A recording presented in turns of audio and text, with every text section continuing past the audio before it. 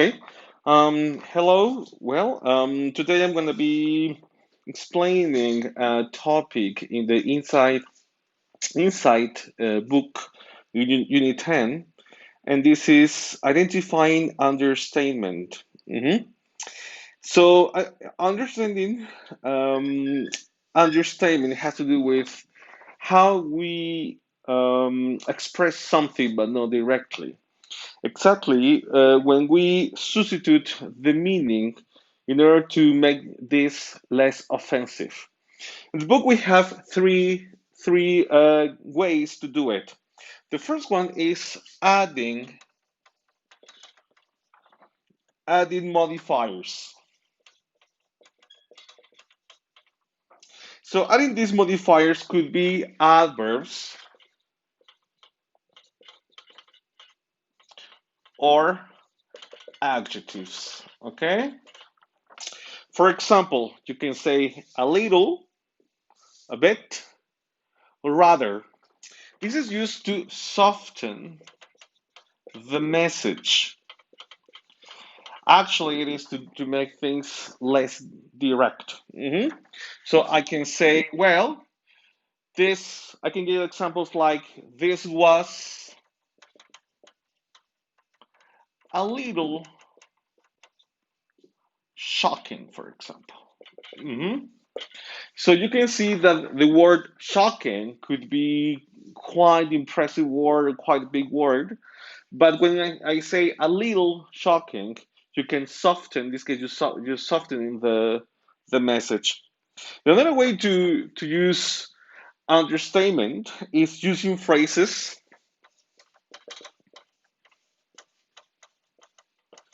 with the word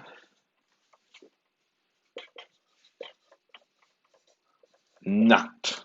Okay, negative phrases like not exactly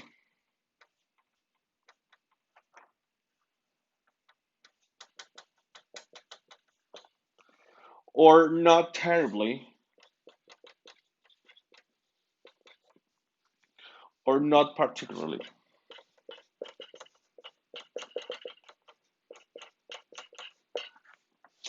For example, you can say that's not entirely true.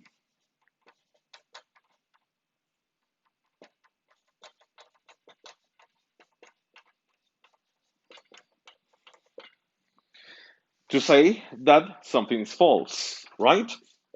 Instead of saying, well, that's false, well, we can say that's not entirely true. Or to say I don't agree or I disagree, you can say I don't particularly agree,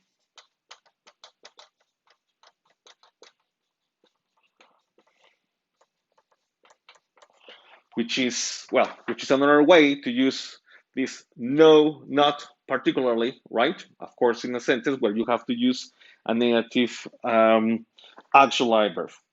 The third one is using euphemisms.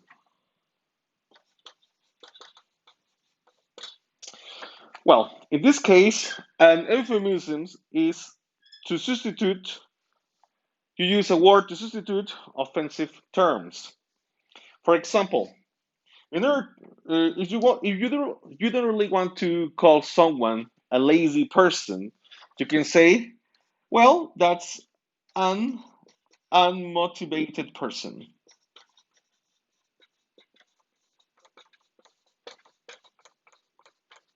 Actually, I'm saying that's a lazy person. All right, but of course, you're not being direct.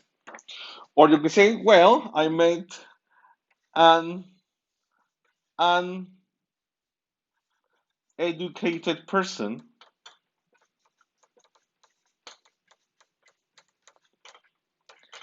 Actually, I'm meaning ignorant.